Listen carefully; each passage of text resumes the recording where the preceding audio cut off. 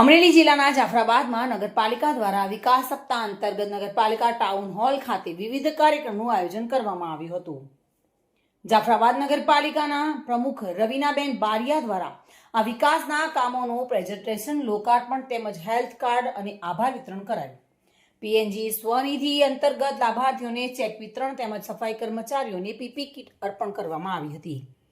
આ ઉપરાંત અલગ અલગ ઘણા કાર્યક્રમનું આયોજન કરાયું હતું, જેમાં પ્રફુલભાઈ બારિયા, નગરપાલિકાના ચેરમેન કનૈયાલાલ સોલંકી, ઉપપ્રમુખ નીરવભાઈ ઠાકર તેમજ નગરપાલિકાના સભ્યો અને ગામના આગેવાનો ઉપસ્થિત રહી કાર્યક્રમને સફળ બનાવ્યો હતો. રોજ જાફરાબાદ નગરપાલિકા દ્વારા આયોજિત વિકાસ સપ્તાહ 2025નો કાર્યક્રમનું આયોજન થયેલ, જેમાં અધ્યક્ષ પદે શ્રીમતી રવિનાબેન પ્રફુલભાઈ બારિયા પ્રમુખ તરીકે હાજર રહેલ.